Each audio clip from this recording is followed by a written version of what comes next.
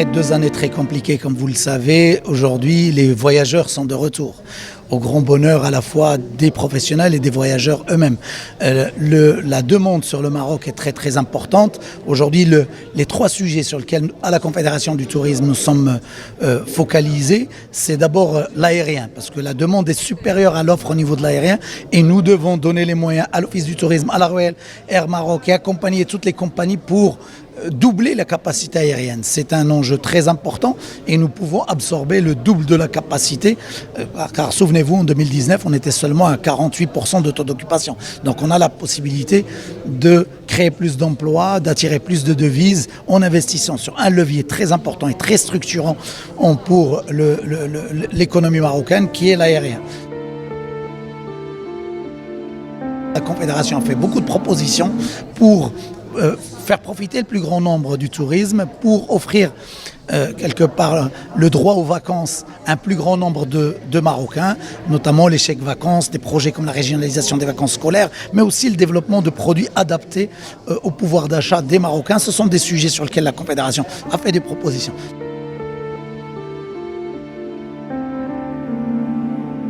Cette crise a été très difficile, des mécanismes ont été mis en place au niveau national, mais nous devons regarder avec beaucoup de vigilance ce qui se passe et avec beaucoup de bienveillance les acteurs du tourisme pour ne laisser personne sur le bas-côté. Les mécanismes de soutien et d'aide qui ont été mis en place ont été utiles pour une grande partie des professionnels, mais il y en a encore dans telle ou telle région des acteurs qui traversent des périodes difficiles et on doit s'assurer que on met en place des mécanismes adaptés pour ne pas perdre des acteurs, des entrepreneurs qui étaient en bonne santé avant Covid. Donc là, il y a un travail chirurgical qu'il faut faire dans une synchronisation en régionale pour identifier ces acteurs qui sont encore en difficulté et les accompagner pour traverser cette période qui est encore compliquée pour les professionnels.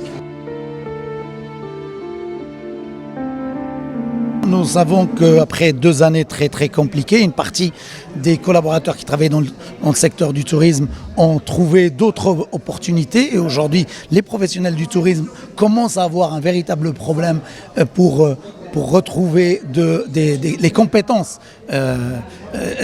au même niveau qu'ils avaient avant la crise. Là, il y a 2 manières de regarder ce sujet. C'est une difficulté pour le court terme, définitivement, mais c'est aussi une opportunité pour le moyen long terme, ce qui veut dire que les gens qui ont travaillé dans le secteur du tourisme ont des compétences qui sont très demandées dans les autres secteurs. Ça veut dire qu'il faut qu'on forme plus de personnes, ça veut dire qu'il faut qu'on améliore l'attractivité du secteur en termes de conditions de travail. Quand je dis conditions de travail, il n'y a pas de tabou. Tous ces sujets-là, les professionnels sont en train de les aborder d'une manière responsable et en même temps, ce qui veut dire que c'est un secteur porteur d'opportunités, des opportunités au Maroc.